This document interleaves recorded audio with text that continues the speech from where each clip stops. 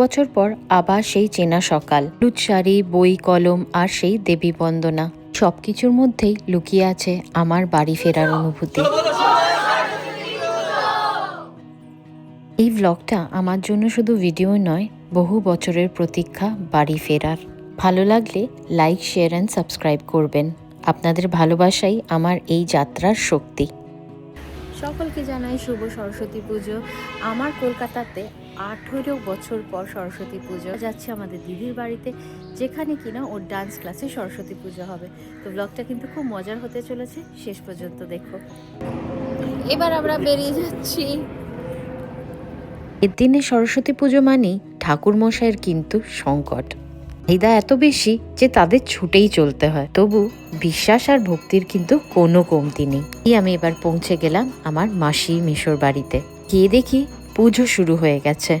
অনেক বছর পর আবার কলকাতায় সরস্বতী পুজো। এই শহরের হাওয়া, রোদ, পাড়ার শব্দ সবকিছুই যেন পরিচিত, তবুও যেন নতুন।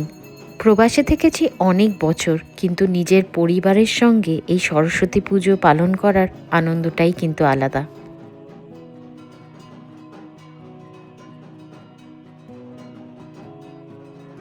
ঘরের কোণে সাজানো প্রতিমা, হলুদ ফুল, ভোগ, এই সব কিছু মিলেই একটা আবেগ, একটা স্মৃতি। প্রবাসে থাকলে এই মুহূর্তের আনন্দ কখনোই মিলত না। এটা আমার দিদির ডান্স স্কুল, নাম মঞ্জুশ্রীজ মুদ্রা। স্কুলটা খুব সুন্দর করে সাজানো, রঙের ছটক। ছোট ছোট স্টুডেন্ট মিলে স্কুলটাকে এত সুন্দর করে সাজিয়েছিল তার আগের দিন, যে একটা উৎসব মুখর পরিবেশ সৃষ্টি হয়েছিল। এরা নিজেরাই আর্ট অ্যান্ড ক্রাফট করে চারিদিকটা সরস্বতী পুজোর মতো করে সাজিয়ে তুলেছিল। এবার কুচে কাচারা পুজোর প্রস্তুতি নিচ্ছে, হাতে ফুল, বই, এই সব কিছু মিলেই আনন্দের পরিবেশ। আর এটাই হচ্ছে আমার দিদি মঞ্জুশ্রী। ও সব স্টুডেন্টদের নিয়ে একসঙ্গে আরতি করছে। মায়ের প্রতিমা সাজানো, মন্ত্র উচ্চারণ আর ভক্তির সঙ্গে ফুল অর্পণ, সব কিছুই যেন এই কুচে কাচাদের মন আনন্দে ভরিয়ে দিচ্ছে।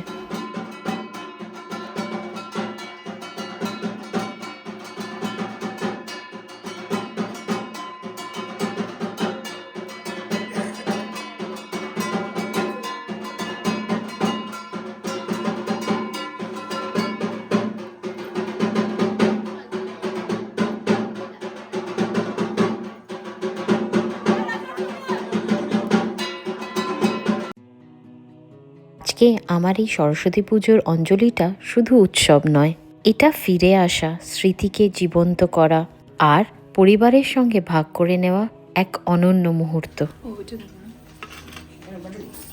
ভগবতী ভারতী দেবী নমস্তুতে সরস্বতী মহাভাগে বিদ্যে কমলোচনে বিশ্বরূপে বিশালাক্ষী।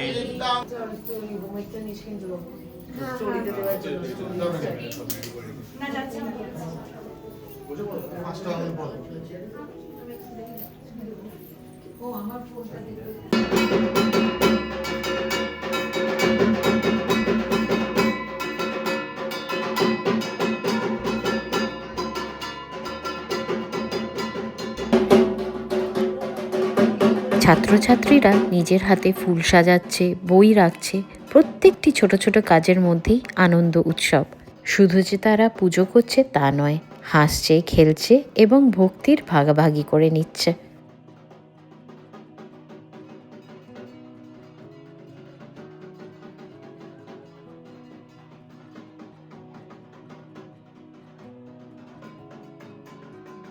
তোমার নাম কি বলো? তুমি কি সুন্দর সেজেছো দেখি, তুমি কি বাঙালি করে শাড়ি পরেছো। আর এখানে শুরু হলো ফল প্রসাদ দেওয়ার প্রস্তুতি। কত বছর পর মোয়া, নাড়ু এগুলো যে দেখছি, আর কুল, নারকেল কুল আর টোপা কুল তো বহু বহু বছর পর। এখানে ছোট ছোট বাচ্চাদের মতো আমিও কিন্তু কুল খাওয়ার অপেক্ষা করেছিলাম, কারণ বহু বছর পর আমি নারকেল কুল আর টোপা কুল খাবো।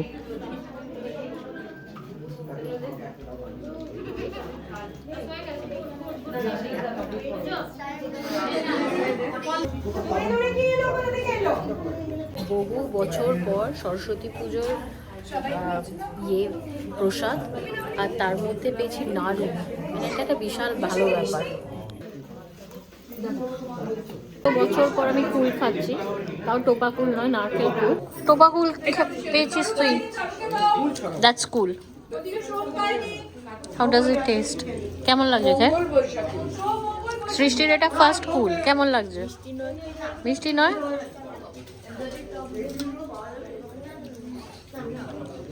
টোপা কুল পেয়েছে সৃষ্টি, দেখো। আচ্ছা, এবার টোপা কুলটা কে দেখ কেমন লাগছে। না, টোপা কুল পেয়েছে। খা খা, কেমন লাগছে দেখ। কেমন? খাট্টা স্যার। হ্যাঁ, কি কি খাওয়া হচ্ছে আজকে এখানে? চলে না। কি কি আছে বলে না? এখানে আছে হচ্ছে লাবড়া, পাঁচমিশালি তরকারি, কুমড়ি, পাঁপড়, খিচুড়ি, বেগুনি, চাটনি, লাড্ডু। আগের দিনের মতো আজকেও আমরা বারান্দাতেই বসে আছি আর বসে খাচ্ছি। আজকের খাওয়াটা কিন্তু একটু ডিফারেন্ট। সেদিনকে খেয়েছিলাম চাইনিজ, আর আজকে হচ্ছে গিয়ে খিচুড়ি লাবড়া। তো যারা বাইরে থেকে দেখছো তারা কিন্তু খুব মিস করো এই খিচুড়ি লাবড়াটা। আমি আর খাওয়া দাওয়ার পর শুরু হলো ঢাকের তালে নাচ।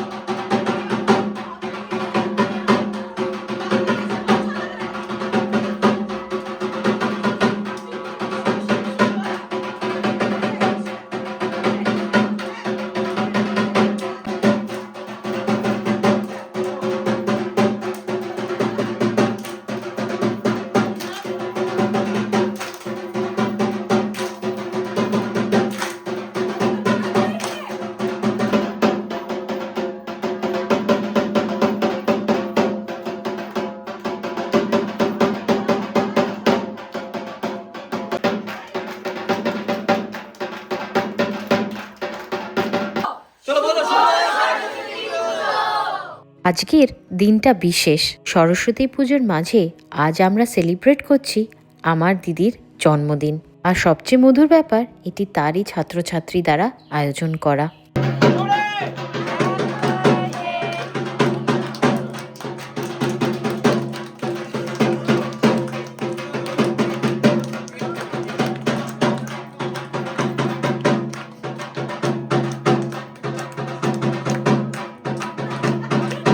এবার বাড়ি ফেরার পালা। আজকের দিনটা শুধু সরস্বতী পুজো নয়, এটা ভালোবাসা, স্মৃতি এবং আনন্দের এক অনন্য মিলন। সূর্য কিসের বাজার নিয়ে আসিস? গোটা সেদ্ধর? হ্যাঁ, গোটা সেদ্ধর বাজার নিয়ে সূর্য ঢুকছে এবার। এখন এখানে আবার সব গোটা সেদ্ধর জিনিসপত্র হচ্ছে। শিম, জোড়া শিম,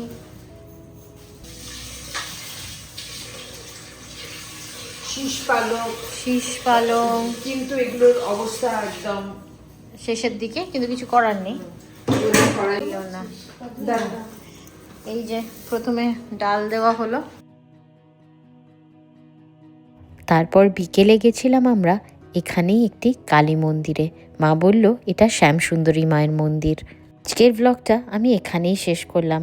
আশা করি আমার এই ব্লগগুলো তোমাদের দেখতে ভালো লাগছে, আর ভালো লাগলে do like, share and subscribe.